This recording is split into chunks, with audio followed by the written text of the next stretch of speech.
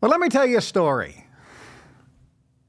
I never gave a speech on how to make money or how to manifest anything until I had generated over $5 billion in business.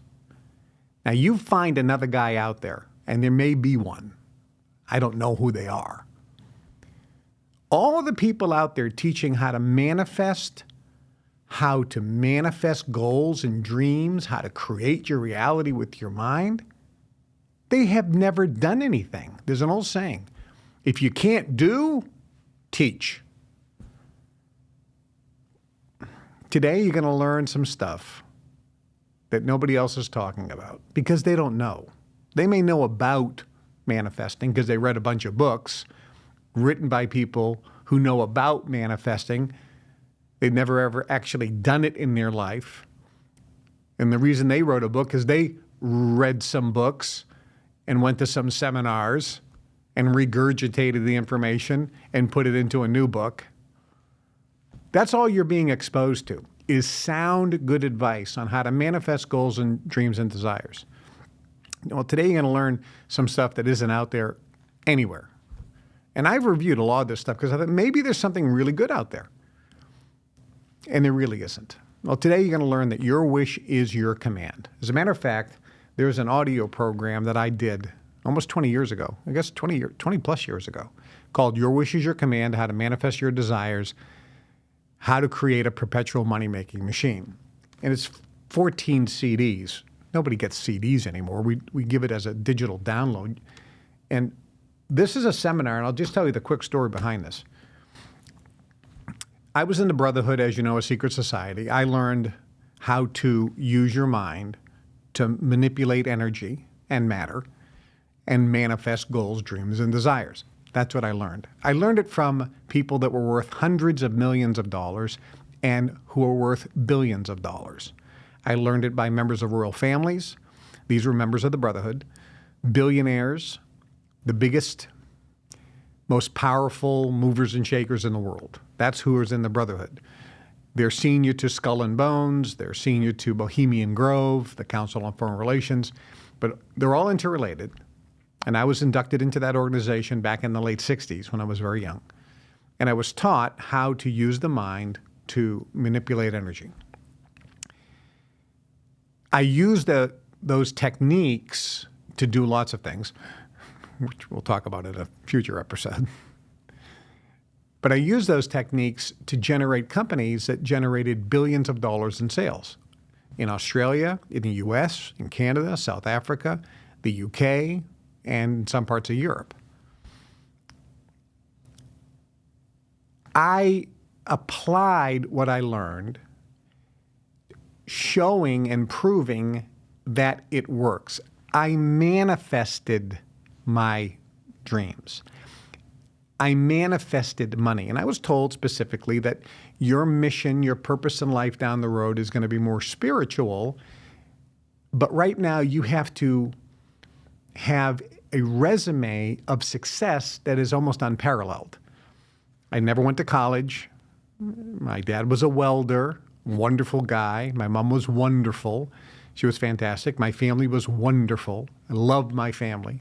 Loved my mom and dad and all my family members. Just really lovely. A lot of love and attention. But nobody was rich. They were wonderful people. They were rich in their heart and rich with compassion and love and kindness and joy and happiness. But they weren't rich financially. They were workers. And there's nothing wrong with that. But starting off on the wrong side of the tracks, per se, I was behind the eight ball. I had no money to start. I had no education. I had no connections. I just had a dream. And I had the knowledge of how to manifest, how to set a goal, and how to use the mind to actually have it create and manifest in physical reality. And it was started with my first car. I said, I want a 1967 or 68 Camaro convertible, brand new, like new. Well, I manifested a 1967 Firebird convertible that was like brand new.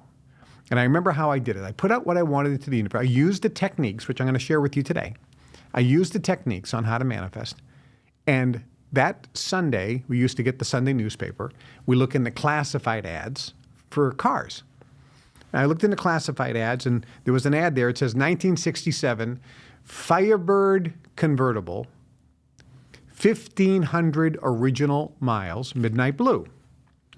And I thought, and it was $1,500. I thought, this has got to be wrong. It's 1980. This car is 1967. It can't have 1,500 miles on it. And if it did, it'd be like in showroom condition, unless there's something wrong with the car. Maybe it's all rusted out. But $1,500 doesn't make a lot of sense. That's too cheap, way too cheap. So I called my dad and I said, listen, can you take me to look at this car? Sure. So we drove to look at the car, knock on the door. An old woman answers the door, nice lady. And I said, I'm here for the car. Yes. She goes, it's in the back in the garage behind the house. It wasn't an attached garage. It was a standalone garage, no air conditioner or anything. So we went back there, opened up the garage. It's all dusty, full of cobwebs. It's like nobody's been in this garage. And there's this car on blocks that's covered. It's on blocks. The wheels are off. It's on blocks. And it's all covered up. And she goes, here's the car. And I'm confused. There's cobwebs everywhere, and there's like this much dust on the cover. So we pull the cover off, and there in front of me is a brand new 1967 Firebird convertible with 1,500 original miles. It looks like it came off the showroom floor.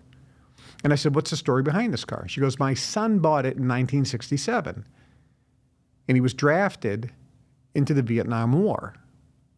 And right after he bought the car, he went to Vietnam and he never came home. When he went away, he put it on blocks to preserve it for when he came back. And I just didn't have it in me to sell it. And now's the time. It's time to move on. And I bought that car for $1,500, like brand new. It was a brand new car. It's something that you can't get. I manifested that with my mind. Then I used these techniques and I thought, I want to have some type of residual income. I want to be a trust fund kid, but I don't have a trust fund. I don't want to have to work another day in my life. I want to, a trust fund is, let's say that you're my kid and I set up a trust fund for you. So I set up a trust fund with $10 million in it. That's the trust fund. And you get the interest and the dividends off that trust fund sent to you every year, maybe every month or every quarter. $10 million generates around 10% income. That's $1 million a year. So every year for the rest of your life, you're going to get a minimum of $1 million, because maybe the equity goes up too. But it's a minimum of $1 million, and you never have to work. You have an allowance of $1 million for the rest of your life. That's a trust fund kid. Some kids got a trust fund with $100 million. So their allowance was $10 million a year for the rest of their life, and they never had to work. I said, I want to be a trust fund kid. I want to be an international playboy, James Bond. I want to travel around the world in private jets and drive Ferraris and have fancy clothes and go out to fancy dinners. And, I want to do all this cool stuff and be this cool guy who doesn't have to work. And, I can do whatever I want. I can tip really big. I can invest money. I can give money to charities. I want to be this cool, suave, sophisticated guy. But my dad's a welder. He's a union worker. I don't have a trust fund. So I used the techniques that I learned, and I thought, I'm going to manifest this. All of a sudden, I'm not going to tell you the whole story, but bim, bam, boom, I get a phone call from a fellow named Arthur Schiff. And he says, I'm producing an ad for a knife, and I want you to help write it. This is back in the 70s, early 70s. He didn't know how old I was. I helped write this ad for this knife. It was a knife that was manufactured in Cleveland, Ohio. It had a serrated edge. It would cut anything, and it never needed sharpening. And it could never break. It would last a lifetime. And because Japan was kind of in the news and Japanese products were in vogue at the time, we named it the Ginsu knife.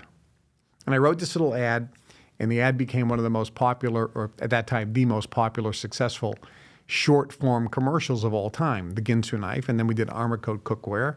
And I started writing direct mail and producing ads for other companies, all of which I got a royalty, which means I did the work once. I spent a day or two writing the ad. And then for the next 5, 10, 15 years, I would get royalties sent to me every month on the sales of those products. Within a few months, I became a trust fund kid. I never had to work another day in my life because I had royalties coming in from these dozens and dozens of products that I wrote ads for, direct mail, print ads in newspapers and magazines, radio commercials, and TV ads. And I had a contract and I got royalties. I never had to work. I had money coming in. People always said, how is it that you never had to work and you always had this opulence around you? You had always had this money. And now you know, because I had royalties coming in. And to this day, I still get them coming in, by the way. To this day. I manifested that using my mind. Hi, I'm Kevin Trudeau. This is everything they don't want you to know about to improve the quality of your life. Broadcasting every Monday and Wednesday, 2 days a week now. Monday and Wednesday at 1 o'clock Chicago time. Make sure you tune in and subscribe to the channel and share these shows with everyone you know.